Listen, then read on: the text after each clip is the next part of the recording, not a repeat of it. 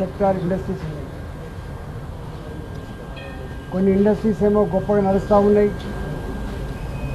కొన్ని ఐడిపిఎల్ లాంటి హెచ్ఎంటీ లాంటి ఇండస్ట్రీస్ అన్ని మూతపడ్డాయి. ఈరోజు ఇండస్ట్రీస్ మంత్రి కలుసుకొని మల్కాజిగిరి పార్లమెంటు పరిధిలో ఉంటున్న ఇండస్ట్రీస్ ఏవైతే ఉన్నాయో నడుస్తున్న వాటిని మరింత గొప్పగా నడిపే ప్రయత్నం చేయాలని, ఏ ఇండస్ట్రీస్ అయితే మూతపడ్డాయో ఆ ఇండస్ట్రీస్ జాగాలో ఆ ఇండస్ట్రీస్ దగ్గర కొత్త ఇండస్ట్రీస్ రూపకల్పన చేసి కొత్త ఇండస్ట్రీస్ నెలకొల్పి వేలాది మంది లక్షలాది మంది నిరుద్యోగులకి ఉపాధి కల్పించే చర్య చేపట్టాలని, ఇవాళ ఇండస్ట్రీస్ మూతపడంగానే డిజిన్వెస్ట్మెంట్ కింద అమ్ముకునే ప్రయత్నం చేయొద్దని, చాలా కాస్ట్లీ భూములు కాబట్టి ఈ భూములలో ఇప్పటి అవసరానికి తగ్గట్టుగా ఇప్పటి డిమాండ్ తగ్గట్టుగా ఇండస్ట్రీస్ నెలకొల్పాలని చెప్పి వారికి చెప్పడం జరిగింది. వారు కూడా పాజిటివ్గా స్పందించారు.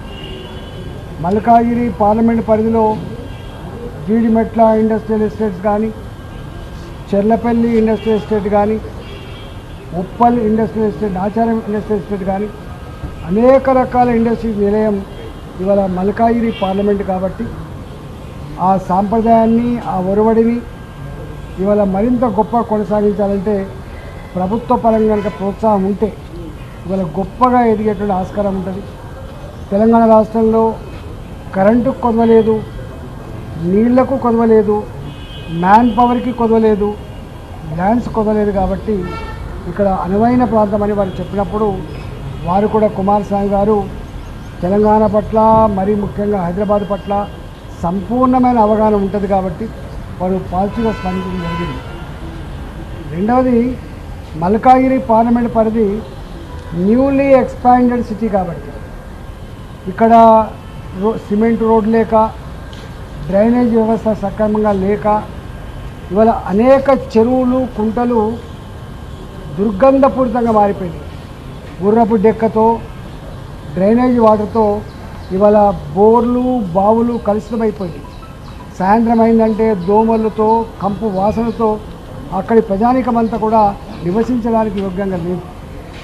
ఇవాళ మేము ఎన్నికల సందర్భంగా తిరుగుతున్నప్పుడు వారు మా దృష్టికి తీసుకొచ్చిన అంశాలు ఏవైతున్నాయో, 1 రోడ్ల వ్యవస్థ, 2 డ్రైనేజ్ వ్యవస్థ, 3 తాగు నీళ్ల పైప్ లైన్ల వ్యవస్థ, 4 డ్రైనేజీ లింక్ కలిపే వ్యవస్థ, 5వది చెరువులలో ఈ డ్రైనేజీ వాటర్ రాకుండా, ఈ మురికి వాటర్ రాకుండా ఈ డ్రైనేజ్ వ్యవస్థను డైవర్ట్ చేసే వ్యవస్థ, ఉన్న చెరువులను నీట్గా చేసుకునే వ్యవస్థ, ఆ చెరువులని ఒక ఆహ్లాదకరమైనటువంటి మంచి సేదతీరే కేంద్రంగా తీర్చిదిద్దేటువంటి ప్రయత్నం.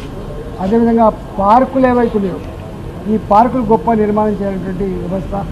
అదేవిధంగా ఇవాళ సిటీలో అండర్ పాస్లు కావచ్చు, ఫ్లైఓవర్లు కావచ్చు, ఎక్స్ప్రెస్ వేలు కావచ్చు, ఇవన్నీ కూడా సంపూర్ణ నిర్మాణం చేయాలని చెప్పి ఇవాళ అర్బన్ డెవలప్మెంట్ మినిస్టర్ ఖట్టర్ గారిని కలిసి ఇవన్నీ వివరించినప్పుడు వారు పాజిటివ్గా స్పందించారు. అదేవిధంగా రైల్వే మంత్రి గారిని కలిసినప్పుడు ఇవాళ ఇప్పటికే బొల్లారం ఆర్ఓబి ఎన్నో సంవత్సరాలు పెండింగ్లో ఉంది. వినాయక నగర్ మల్కాజిగిరిలో ఏడుమెట్టు నుంచి మల్కాజిగిరి పోయేటువంటి దగ్గర వినాయక నగర్ దగ్గర ఎన్నో సంవత్సరాలుగా శాంక్షన్ కూడా పెండింగ్లో ఉంది. శిలాపాలకాలు వేసినప్పటికీ కూడా అది వెక్కిరిస్తూ ఉంది. అదేవిధంగా నేరేడుమెట్లో అండర్ పాస్ కానీ, ఇవాళ వెంకటాపురం నుంచి లయోలా కాలేజీ వరకు ఉండేటువంటి అల్వాల్ ప్రాంతంలో ఒక ఆర్ఓబి కానీ, అదేవిధంగా ఇవాళ ఎంఎంటీఎస్ రైల్వే లైన్ వేసిన తర్వాత నేరేడుమెట్టు ప్రాంతంలో, అల్వాల్ ప్రాంతంలో రైల్వే స్టేషన్ నిర్మాణం చేసి అక్కడి ప్రాంత ప్రజానికానికి ట్రాన్స్పోర్ట్ సౌకర్యం కల్పించే విషయంలో ఇలాంటి అనేక విషయాల పట్ల కూడా వారితో చర్చించడం. వారు ఒకటే మాట చెప్పిండ్రు, సౌత్ సెంట్రల్ రైల్వే జీఎం గారికి మేము ఇవన్నీ పాస్ ఆన్ చేస్తాం, వారితోటి లోకల్గా ఒక మీటింగ్ పెట్టండి, లోకల్గా మొత్తం మీరు ఫీల్డ్ విజిట్ చేయండి. ఫీల్డ్ విజిట్ చేసిన తర్వాత ఎక్కడెక్కడ ఏ అవసరాలు ఉంటాయో ఆ అవసరాలన్నీ కూడా తీర్చే జిమ్మేదారి మాది ఉంటుందని చెప్పి వారు క్లియర్గా చెప్పడం జరిగింది. అదేవిధంగా గడ్కరీ గారిని కలిసాం. ఇవాళ హైదరాబాద్లో కొంపల్లి వైపు కానీ, రేపు నిర్మాణం కాబోయేటువంటి శామరిపేట వైపు కానీ, నిర్మాణం అవుతున్నటువంటి ఉప్పల వైపు కానీ నిర్మాణం అవుతున్న ఎల్బీ నగర్ ఫ్లైఓవర్లు కానీ ఇవన్నిటి విషయంలో హైదరాబాద్ నగరంలో డెన్సిటీ పాపులేషన్ ఎక్కువ ఉన్నటువంటి ప్రాంతాలలో బిజినెస్ గొప్పగా నడిచే ప్రాంతాలలో ఇవాళ మీరు అండర్ పాస్లు కట్టి గోడలు కట్టి మట్టి నింపడం వల్ల పార్కింగ్ ప్లేస్ కానీ లైవ్లీవుడ్ కానీ ఎక్కడ ఉపయోగం ఉండే ఆస్కారం లేదు కాబట్టి నగరం అందం కూడా చెడిపోయే ఆస్కారం ఉంటుంది కాబట్టి అని చెప్పి వారికి సూచన చేసినప్పుడు వారు ఆర్ఓబిట్ ఎక్స్ప్రెస్ హైవేలు బ్రిడ్జెస్ రూపంలో నిర్మాణం చేస్తున్నటువంటి హామీలో భాగంగానే ఇవాళ ఎల్బీ నగర్ సైడు ఇంకొక 125 కోట్ల రూపాయలు అదనంగా ఇచ్చి ఇవాళ ఎక్స్ప్రెస్ వే నిర్మాణం చేయడానికి కూడా ఒప్పుకోవడం జరిగింది. అదేవిధంగా నేను రాజ్నాథ్ సింగ్ గారిని కలిశాను. రాజ్నాథ్ సింగ్ గారు కలిసినప్పుడు వారు కంటోన్మెంట్లని ఎక్కడికక్కడ ఆ రాష్ట్ర ప్రభుత్వాలకు ఆ జిహెచ్ఎంసీలలో విలీనం చేసే ప్రక్రియ కోసం వారు చాలా వేగంగా పావులు కలుపుతూ ఉన్నారు. కాబట్టి మేము అనేక ప్రశ్నలు లేవనెత్తడం జరిగింది. సంతోషం, కంటోన్మెంట్ని జిహెచ్ఎంసీలో విలీనం చేయడం రాష్ట్ర ప్రభుత్వానికి ఇలా హ్యాండ్ ఓవర్ చేయడం అనేది సంతోషకరమైనది. అయినప్పటికీ కూడా కంటోన్మెంట్ పరిధిలో పనిచేసేటువంటి శానిటేషన్ వర్కర్స్ కావచ్చు, వాళ్ళ ఎంప్లాయీస్ కావచ్చు, వాళ్ళ జీతభత్యాలు కానీ వాళ్ళ సర్వీస్ కానీ అదేవిధంగా వాళ్ళకు వచ్చే పెన్షన్ కానీ వాటి పట్ల దృష్టి పెట్టాలని చెప్పి మీకు కోరడం జరిగింది.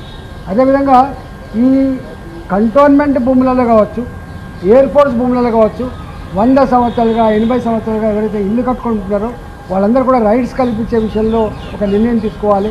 ఆ ప్రజలకు ఇబ్బంది కలగని పద్ధతిలో మన నిర్ణయం ఉండాలని చెప్పి రెండో సూచన జరిగింది. కొన్ని బంగ్లాలు ఆనాడు బ్రిటిషర్స్ కాలం నుంచి లీజుకి ఇచ్చింది. 99 సంవత్సరాల లీజు, 50 సంవత్సరాల లీజుకి ఇచ్చింది. అలాంటి ప్రభుత్వపరమైన భూములు కానీ ఆస్తులు కానీ వాటికి పూర్తిగా సేఫ్ గార్డ్స్ ఇవాళ మళ్ళీ రాష్ట్ర ప్రభుత్వం ఎవరో అమ్ముకునే పద్ధతి కాకుండా దానికి సేఫ్ గార్డ్ చేసేటువంటి విధానం ఎట్లా ఉండాలని చెప్పి వాటి మీద కూడా మాట్లాడడం జరిగింది. అదేవిధంగా అక్కడ ఈ కంటోన్మెంట్ ఏరియాలో కరోనా సందర్భంలో శానిటైజర్ వర్కర్స్ పెద్ద మొత్తంలో చనిపోవడం జరిగింది. ఫ్రంట్ లైన్ వారియర్స్గా ఇవాళ ఎవరైతే పనిచేసినో శానిటైజర్ వర్కర్స్ కావచ్చు, ఇవాళ మురికిలో పనిచేసే వర్కర్స్ కావచ్చు, వీళ్ళందరినీ కూడా 125 పోస్టులు ఇప్పటికీ నిండకుండా చనిపోయిన వాళ్ళ ప్లేస్లో కంపాషనెట్ అపాయింట్మెంట్ జరగలేదు కాబట్టి వాళ్ళకు ఒకటే విడతగా వాళ్ళందరికీ కూడా ఉద్యోగ కల్పన చేయాలని కూడా మేము చెప్పడం జరిగింది. అదేవిధంగా ఈ కంటోన్మెంట్ పరిధిలో ప్రజలు ఉంటున్నటువంటి అనేక సమస్యలు ఏవైతున్నాయో వాటి పట్ల సమగ్రంగా అవగాహన చేసుకొని వాటికి విఘాతం కలగకుండా ప్రజలకు ఇబ్బంది కలగకుండా ఉండేటువంటి మెకానిజాన్ని ఏర్పాటు చేయాలని చెప్పి కోరినప్పుడు వారన్నారు, మీరు అక్కడ ఉన్నటువంటి లోకల్ ప్రజాప్రతినిధులు ప్రజలతో సంపూర్ణంగా ఇంటరాక్ట్ అవుతాం, మీతో పూర్తిగా చర్చించిన తర్వాత నేను తీసుకుని చెప్పి రాజ్నాథ్ సింగ్ గారు కూడా కూలంగా చెప్పడం జరిగింది. రాజ్నాథ్ సింగ్ గారు కావచ్చు, గడ్కరీ గారు కావచ్చు, అదేవిధంగా అర్బన్ డెవలప్మెంట్ మినిస్టర్ ఖట్టర్ గారు కావచ్చు, అదేవిధంగా రైల్వే మినిస్టర్ గారు కావచ్చు, వీళ్ళందరూ కూడా మల్కాజిగిరి పార్లమెంటుని ఇవాళ అన్ని రకాలు అభివృద్ధి చేయడానికి అన్ని సమస్యల పరిష్కారానికి మా సంపూర్ణ సహకారం ఉంటుందని చెప్పి వారు చెప్పడం జరిగింది. గతంలో నేను ఆర్థిక మంత్రిగా పనిచేసినాం, గతంలో ఆరోగ్య శాఖ మంత్రిగా పనిచేసినాం, గతంలో పార్టీ ఫ్లోరిడ్గా పనిచేసిన అనుభవం ఉంది కాబట్టి సమస్యలు ప్రజలకు ఎట్లా ఉంటాయి, వాటిని ఎట్లా పరిష్కరించాలో అవన్నీ కూడా తెలిసిన వాడిగా డెఫినెట్గా మల్కాజిగిరి పార్లమెంటు పరిధిలో ఒక కొత్త నూతన అధ్యాయాన్ని, ఒక కొత్త ఒరవడిని సృష్టించే దాంట్లో ఇలా కేంద్ర ప్రభుత్వ పరంగా అన్ని రకాల సంపూర్ణ సహకారం అందుతుందని చెప్పే నమ్మకంతో ఇవాళ ఇవన్నిటి కోసం కూడా రిప్రజెంట్ చేయడం జరిగింది. సార్, ప్రతి ఎన్నికల్లో బీజేపీ ఓట్ల శాతం సిపి శాతం పెంచుకుంటున్నారు. మరి రానున్న భవిష్యత్తు ఎలా ఉండబోతుంది? రాజకీయాలని మాట్లాడతాం. రేపటి కాలంలో మీకు తెలుసు, గతంలోనే 2023లోనే భారతీయ జనతా పార్టీ తెలంగాణ రాష్ట్రంలో అధికారం రావాలి, సరే రకరకాల కారణాల వల్ల రాలేకపోతున్నారు. కానీ దాని తరువాత జరిగిన ఎన్నికల్లో ఇవాళ ఎమ్మెల్యే ఎన్నికల్లో 14 నుంచి 15% ఓటు సాధించుకున్నాం. ఈ 6 నెలల కాలంలోనే 14-15% ఉన్నటువంటి Bharatiya Janata party vote bank ఇలా 36% పెరిగింది, 35%.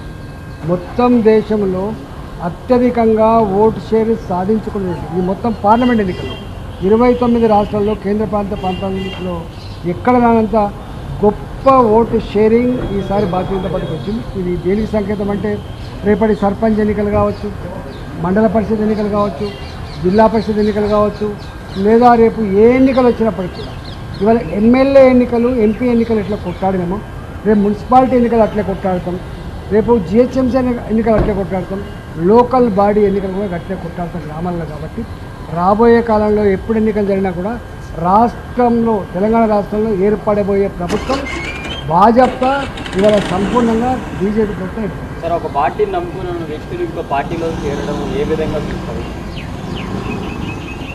మరి పొజిషన్లో లేని వాళ్ళు చేయడం ఒక అంశం, కానీ యాంటీ డిఫెక్షన్ లా ఉండిన తర్వాత రాజ్యసభ సభ్యులు కావచ్చు, లోకసభ సభ్యులు కావచ్చు, ఇవాళ లేదా ఎమ్మెల్యేలు కావచ్చు, ఎమ్మెల్సీలు కావచ్చు, యాంటీ డిఫెక్షన్ లా ఉండగా దాన్ని గుట్టదాఖలు చేస్తూ, దాన్ని అపహాస్యం చేస్తూ, దాన్ని అవహేళన చేస్తూ ఈ భాజపా కండకప్పుడే పద్ధతి ఇది మంచిది కాదు.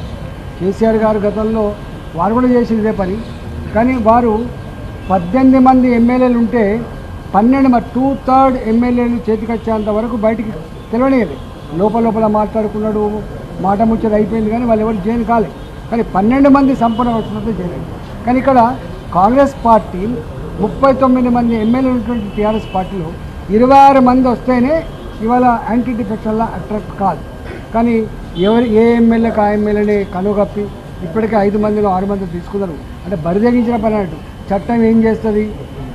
స్పీకర్ మా వాళ్ళే ఉన్నారు, మా స్పీకర్ ఉండగా మీ సభ్యత్వాలు పోవాలని మాట చెప్తున్నారు. ఇది మంచిది కాదు. డెఫినెట్గా చట్టం సుప్రీంకోర్టు ఉంటుంది, హైకోర్టు ఉంటుంది. ఈ బరిదగించి యాంటీ డిఫెక్షన్ లా ఉండగా కూడా ఇట్లాంటి చర్యలు చేపడితే చట్టం తప్పకుండా దాన్ని పని చేస్తున్న విశ్వాసం ఉంది. ఈ పద్ధతి మంచిది కాదు. సార్, ఫైనల్గా తెలంగాణ బీజేపీ అధ్యక్షుల రేసులో మీరు ఉన్నారా?